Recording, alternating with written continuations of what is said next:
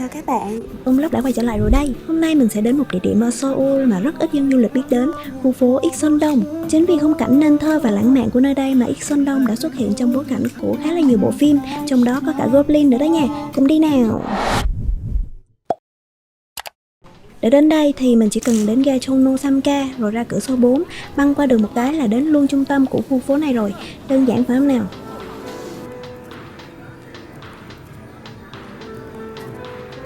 Có nhiều nơi sẽ hướng dẫn là mình đi từ cửa số 6, thì khi lên mặt đất sẽ có luôn bản đồ hướng dẫn cách đi như thế này nè. Nhưng mình thì thấy cửa số 4 là tiện nhất. Mình có để thông tin của các cửa hàng có trong video ngày hôm nay bên góc phải màn hình và ở description box để mọi người tiện theo dõi đó nha.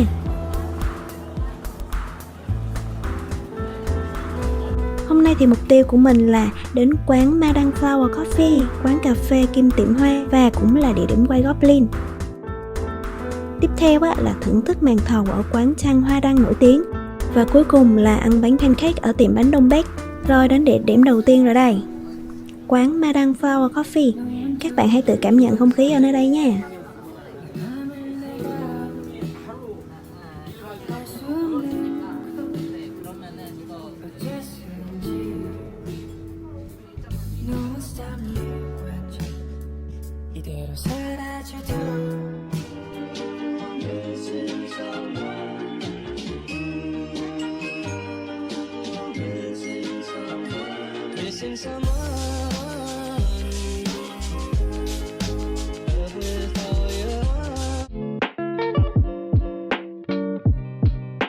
Ở Hàn thì có siêu nhiều các quán cà phê luôn, cho nên đương nhiên ở một khu phố như thế này thì số lượng quả là không đếm nổi rồi đúng không nào? Mà quán nào cũng có một concept đặc trưng riêng nữa. Như quán này nè, kết hợp tiệm hoa, bày bán các sản phẩm làm từ hoa preserve, chứ không phải là hoa khô nha. Hoa preserve thì có ưu điểm là giữ được trạng thái gần như tươi nguyên, không héo như hoa khô nên rất được ưa chuộng.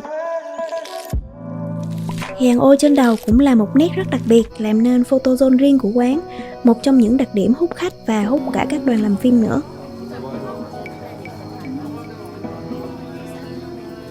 Mình sẽ không ăn ở quán này mà tiếp tục đi thăm thú đường phố để bụng tí nữa còn ăn màn thầu. Nói về Seoul thì những địa điểm như Hongdae, Gangnam, Myeongdong hay tháp Nam San, đảo Nami đã quá quen thuộc rồi đúng không nào? Hầu như mọi người nếu đã đến Seoul ít nhất một lần đều sẽ nghĩ rằng ôi Seoul chỉ có từng đó chỗ chơi thôi, cũng giống như các nơi khác thôi, có gì đâu. Mình cũng đã từng nghĩ như vậy cho đến khi phát hiện ra thiên đường này. Ôi trời ơi, từ lần đầu đến đây là mình đã đắm chìm bởi sự đáng tràn ngập trong không khí của nơi đây luôn á. Cái nơi gì mà chỗ nào cũng đẹp, lúc nào đứng vào cũng có thể ra một tấm hình để đời. Mình đến đây cũng phải 3 lần rồi, nhưng mà vẫn chưa đi hết tất cả các hàng quán nơi đây, chứ đừng có nói là ăn hết các quán. Mà lần nào đi mình cũng để bụng trống để có thể ăn ít nhất là 2 quán mới đã. Xem video thì các bạn có thể thấy ha.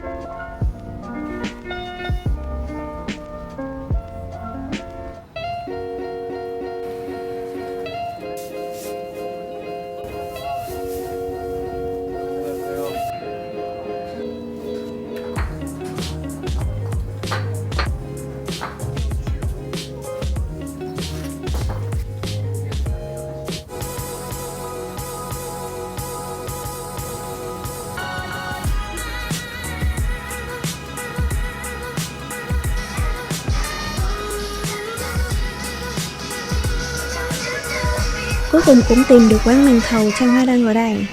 Nhận từ sáng tới giờ đói muốn xỉu luôn á. Đây là menu của quán nè. Ở đây thì lúc nào cũng đông luôn, có khi phải chờ cả tiếng liền mới vào được. Bên cạnh còn có biển quảng cáo, gần đây có tiệm game đã xuất hiện trong phim When Camellia Blooms. Ghi tên vào danh sách chờ hỏi, màn thầu được gói bằng tay từng cái một rất là sạch sẽ. Đứng chờ trong giá rét nên quán để cái cây sưởi ở ngoài cửa cho khách nè. Hôm nay mình sẽ order 2 món hot nhất ở đây, cup tteokbokki và một đĩa màn thầu đủ loại. Trong thời gian chờ đợi thì chạy sang bên đối diện ngắm đồ một tí.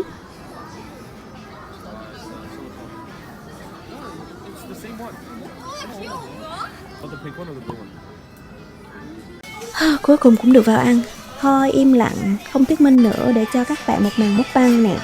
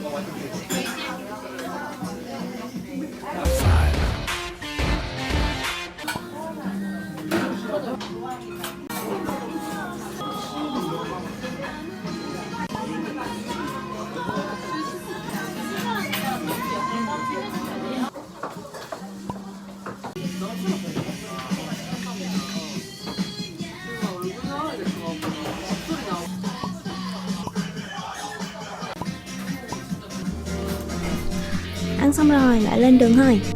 Ô, đây là quán Manwon Tiramisu nè, bán các loại bánh mà để trong ly á, nhìn ngon ghê.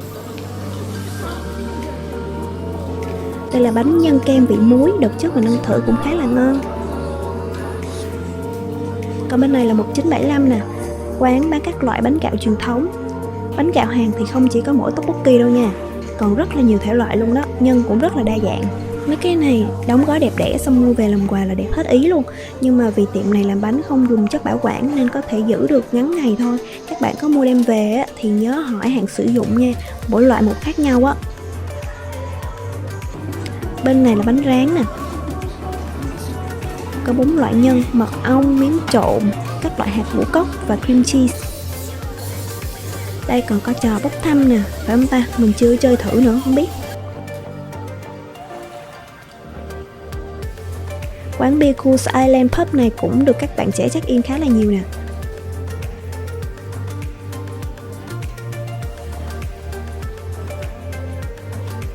Quán trưng bày các nguyên liệu làm bia ở ngoài này thì phải.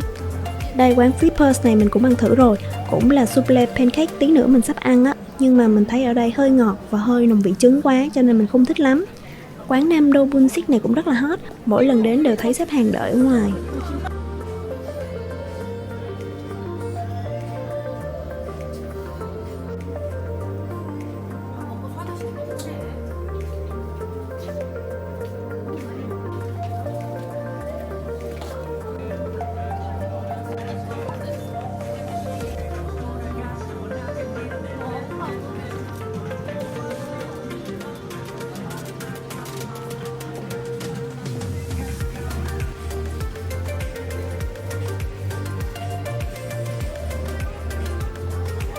À, còn đây là quán gì bạn biết không? Quán bán bánh bông lan và trà nha.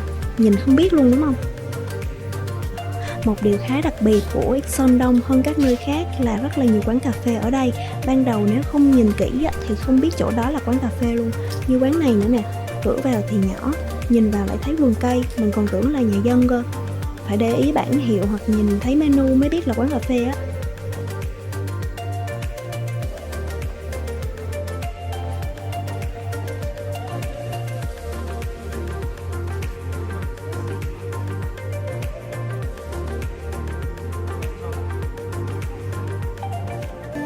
Ixon Đông theo mình thì đặc biệt ở hai yếu tố. Thứ nhất là nơi đây có rất nhiều các mạch chip, tức là các quán ăn nổi tiếng với đủ các thể loại ẩm thực từ mặn tới ngọt, từ Á tới Âu.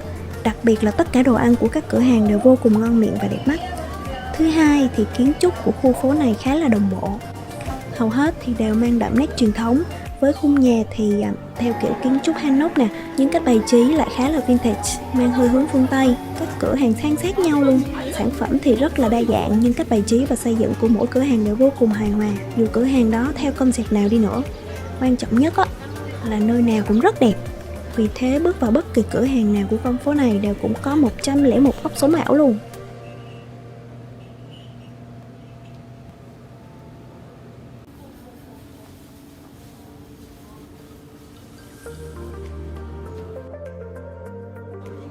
Buổi tối thì mình có hẹn ăn pancake với một người bạn Hàn.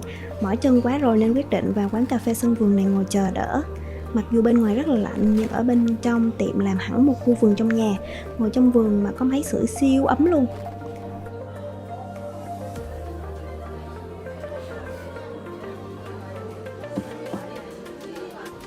Rồi bạn mình đã đến rồi nên hai đứa cùng đến quán Đông Bắc nè.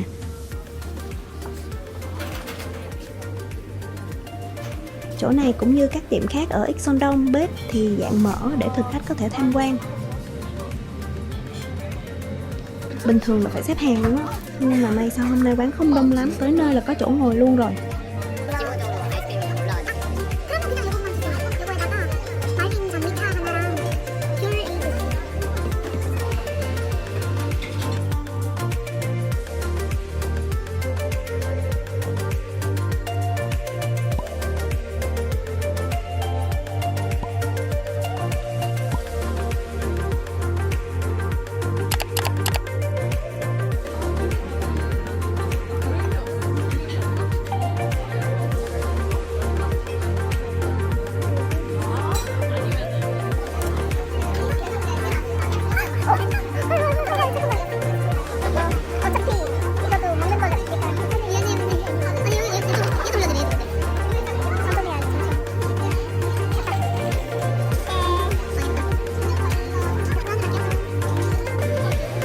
Một ngày ở Ixondong kết thúc ở đây thôi chứ no quá rồi.